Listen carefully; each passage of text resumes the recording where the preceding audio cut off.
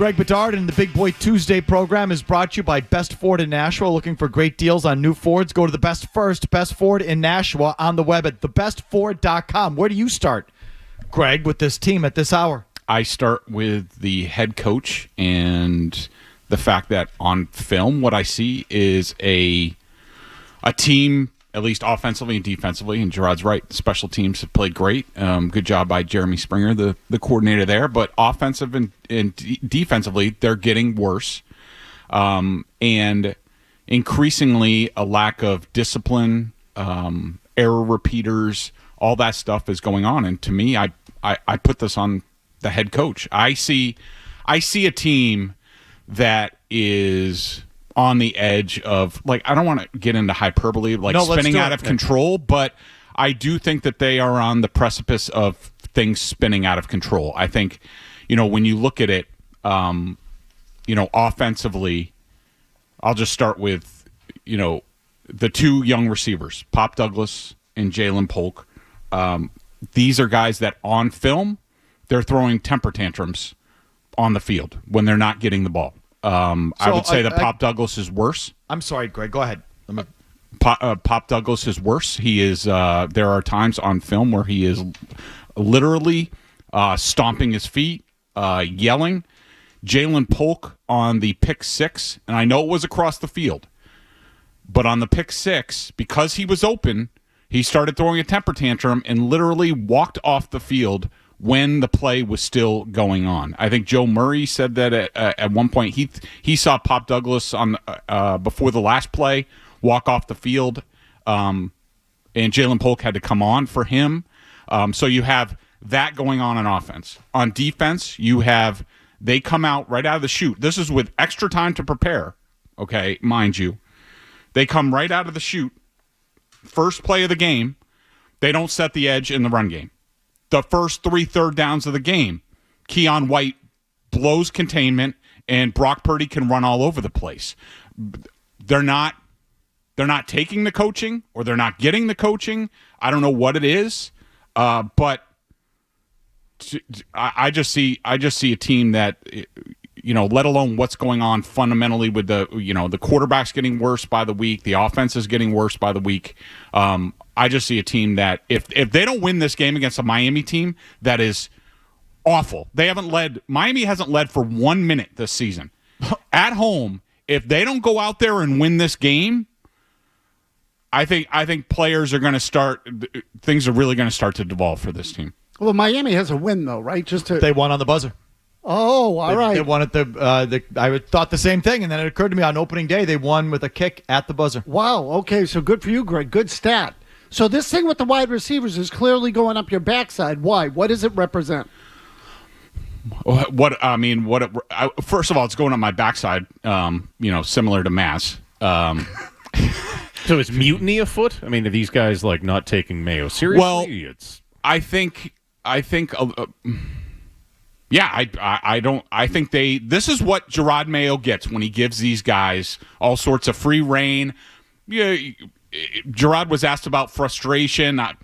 They should be frustrated. They should be expressing themselves. You could be a professional. I don't see KJ Osborne throwing a temper tantrum. I don't see Hunter Henry. Occasionally you'll get the Hunter Henry will, throw up his hands kind of thing. He did that with Mac last year. You see it a little bit, on film.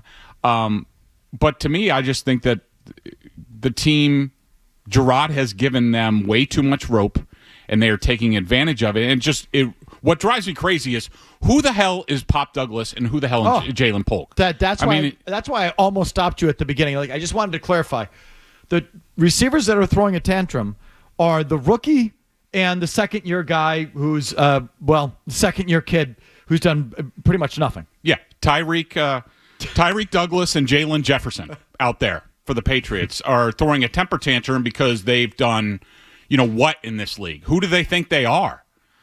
Just this is just about professionalism. Gerard can't have that.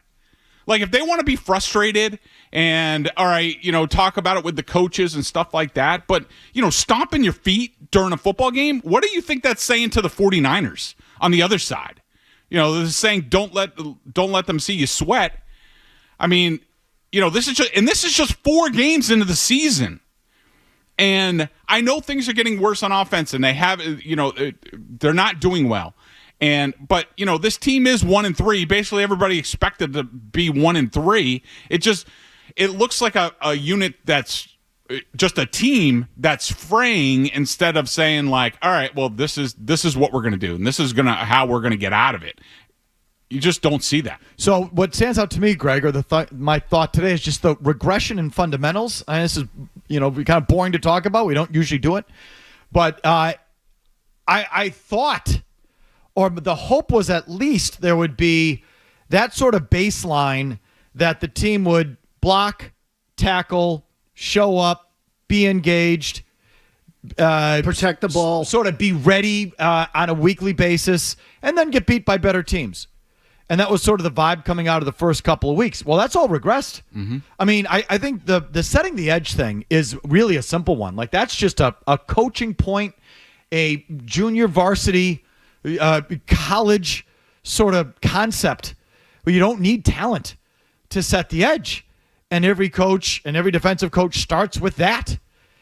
And they've let it get away from them. So what does that tell you? I mean, like to me, that's just a real sign, a symptom of something going wrong there. Yeah, I mean, football is all about, being assignment sure. And, these guys are just not doing that. They don't care. I assume from what Gerard said, these things are being corrected. And then they go out there.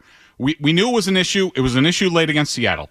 And I brought it up last week after the Jets game. I said, are some of these guys on their own program? Are they looking out for themselves? Then Gottschalk goes on radio and calls some of his teammates selfish. Peppers basically calls out some of his teammates. And so there's a disconnect. When errors like this, when these things go on a football field, tantrums, not doing your job, playing selfishly, to me, that portrays a lack of respect for the head coach. And if Mayo doesn't get a hold of it this week, like, they're in big trouble. Blocking, tackling, setting the edge, getting back on defense. Like, these sort of things. Basic. So, I mean, listen, I've gone up and down I think a lot of people have. In these early weeks, it's easy to do, and boy, I've done it. But, all off season, I was worried about these things. Just Gerard Mayo's readiness, the quality of the staff that they assembled around him. I mean, from day one, I've been talking about this and was really dubious. And then that first week for sure, and even into the second week, it's like, okay, so maybe Mayo's got more than I gave him credit for, and there's going to be a baseline here. It's still going to be a professional operation. This isn't a clown show. And then these last 2 weeks, it's like just those things: blocking, tackling, setting the edge, getting back on defense, holding on to the ball. It's like all those things, like if you can't do that, then no, you have no shot. And then you are a clown show organization. Yeah, you have no shot. You won't even be in the game. Sorry, Greg, go ahead. No, it's fine. I mean, and that's where they've been the last couple of weeks, yes?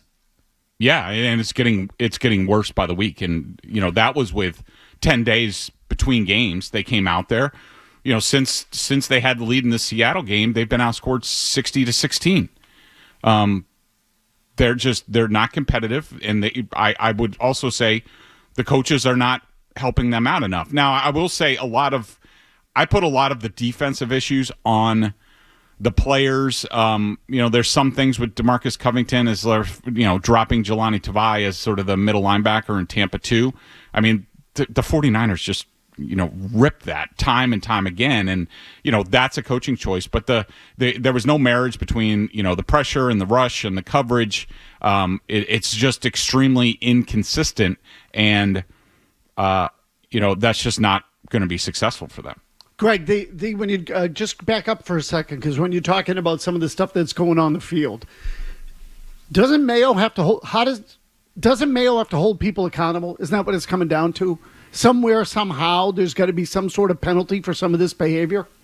I think so, yeah. I mean, it has to. Okay. And, Mayo has to draw a tougher line. I mean, I know he's all about, respecting the players and making them comfortable, but this is what you get 4 games into the season when you're not holding them accountable enough. I'm sure Gerard thinks he is holding them accountable, but the results are not there. So the coaching is not good enough. I mean, like, you know, the Stevenson fumbling issue, you know, the edges. These are simple things that you should be able to correct, and yet it keeps coming up. And you go back to the old Bill Parcells-ism, which is either you're coaching it or you're allowing it to happen. And right now, Gerard Mayo is allowing that to happen.